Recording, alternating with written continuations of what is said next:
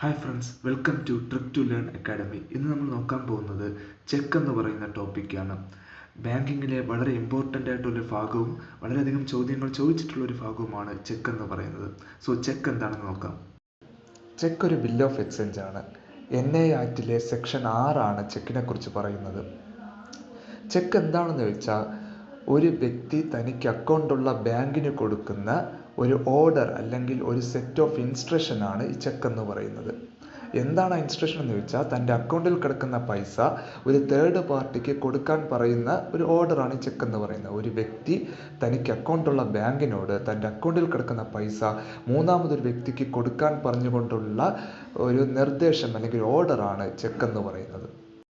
ചെക്കിൽ പ്രധാനമായിട്ടും 3 പാർട്ടികളാണുള്ളത്. ആദ്യത്തെ ആളെ നമുക്ക് ഡ്രോയർ എന്ന് പറയാം. ആരാണ് ഡ്രോയർ എന്ന് ചോദിച്ചാൽ ആരാണോ ഒരു ചെക്ക് കൊടുക്കുന്നത് അയാളെ ഡ്രോയർ എന്ന് പറയാം. മറ്റൊരു തരത്തിൽ പറഞ്ഞാൽ ആരുടെ പേരിലാണോ ബാങ്ക് അക്കൗണ്ട് ഉള്ളത് അയാളെയാണ് നമ്മൾ എന്ത് പറയുന്നത്, ഡ്രോയർ എന്ന്. ഇപ്പോൾ എൻ്റെ പേരിലാണ് ബാങ്ക് അക്കൗണ്ട് ഉള്ളതെങ്കിൽ ഞാനാണ് ഡ്രോയർ. ഇനി മിസ്റ്റർ രമേശാണ് ഒരു ചെക്ക് കൊടുക്കുന്നത്, സോ അയാളുടെ പേരിലാണ് ബാങ്ക് അക്കൗണ്ട് ഉള്ളത്, അതുകൊണ്ട് ഇവിടുത്തെ ഡ്രോയർ ആയിരുന്നു വെച്ചാൽ മിസ്റ്റർ രമേശ്. ഇനി രണ്ടാമത്തെ പാർട്ടിയെ വിളിക്കുന്ന പേര് ഡ്രോയ്.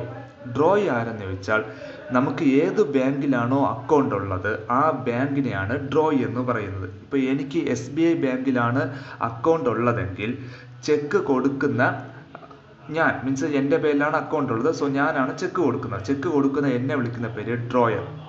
എനിക്ക് ഏത് ബാങ്കിലാണോ അക്കൗണ്ട് ഉള്ളത് ആ അക്കൗണ്ട് ഉള്ള ബാങ്ക്, ഇപ്പോൾ എനിക്ക് SBI ബാങ്കിലാണ് അക്കൗണ്ട് ഉള്ളതെങ്കിൽ SBI ബാങ്കാണ് ഇവിടുത്തെ ഡ്രോയ് എന്ന് പറയുന്നത്. ഇനി മൂന്നാമതൊരു പാർട്ടിയും കൂടെ ഉണ്ട്. ആ പാർട്ടിയെ വിളിക്കുന്ന പേരാണ് പേയ്. ആരാണ് പേയ് എന്ന് വെച്ചാൽ ഞാൻ ആരുടെ പേരാണോ വെച്ച് ചെക്ക് റൈറ്റ് ചെയ്യുന്നത്, മീൻസ് ഞാൻ ചെക്കിൽ ഒരാളുടെ പേര് വയ്ക്കുമല്ലോ, അപ്പോൾ ആരുടെ പേരാണോ ഞാൻ ചെക്കിൽ വെച്ചിരിക്കുന്നത് ആ വ്യക്തിയാണ് പേയ് എന്ന് പറയുന്നത്. ഇപ്പോൾ എക്സാമ്പിളായിട്ട് പറഞ്ഞാൽ ഞാൻ മിസ് അഞ്ജലി എന്ന് പറയുന്ന ഒരു വ്യക്തിയുടെ പേര് വെച്ചാണ് ചെക്ക് എഴുതുന്നതെങ്കിൽ ഈ അഞ്ജലി എന്ന് പറഞ്ഞ വ്യക്തിയായിരിക്കും പേയ് എന്ന് പറയുന്നത്. മീൻസ് ഈ ചെക്ക് ബാങ്കിൽ കൊടുത്ത് ആരാണോ പൈസ കളക്ട് ചെയ്യുന്നത് ആ വ്യക്തിയാണ് പേയ് എന്ന് പറയുന്നത്. സോ ചെക്ക് കൊടുക്കുന്ന ആളെ ആരുടെ പേരിലാണോ ബാങ്ക് അക്കൗണ്ട് ഉള്ളത് അവരാണ് ചെക്ക് ഫോം ചെയ്യുന്നത്, ചെക്ക് റൈറ്റ് ചെയ്യുന്നത് അല്ലെങ്കിൽ ചെക്ക് ഡ്രോ ചെയ്യുന്നത്. സോ ചെക്ക് കൊടുക്കുന്ന ആളെ അല്ലെങ്കിൽ ആരുടെ പേരിലാണോ ബാങ്ക് അക്കൗണ്ട് ഉള്ളത് അവരെ ഡ്രോയർ എന്ന് പറയുന്നു. നമുക്ക് ഏത് ബാങ്കിലാണോ അക്കൗണ്ട് ഉള്ളത് ആ ബാങ്കിനെ വിളിക്കുന്ന പേര് ഡ്രോയി. ഈ ചെക്ക് ബാങ്കിൽ കൊടുത്ത് ആരാണോ ക്യാഷ് കളക്ട് ചെയ്യുന്നത് അയാളെ വിളിക്കുന്ന പേര് പേയ്. ക്ലിയർ? സോ ഡ്രോയർ ചെക്കിൻ്റെ കാര്യത്തിൽ ഡ്രോയർ ആരെന്ന് ചോദിച്ചാൽ എപ്പോഴും കസ്റ്റമറാണ്. ഡ്രോയ് ആരെന്ന് വെച്ചാൽ ആരാണോ ഏത് ബാങ്കിലാണോ നമുക്ക് അക്കൗണ്ട് ഉള്ളത് ആ ബാങ്കാണ് ഡ്രോയ് എന്ന് പറയുന്നത്. ക്ലിയർ? ഇപ്പം മിസ്റ്റർ A ആണ് ഒരു ചെക്ക് റൈറ്റ് ചെയ്യുന്നത് എങ്കിൽ A ആണ് ഡ്രോയർ. എക്ക് അക്കൗണ്ട് ഉള്ള ബാങ്ക് ഏതാണോ ആ ബാങ്കാണ് ഡ്രോയ് എന്ന് പറയുന്നത്.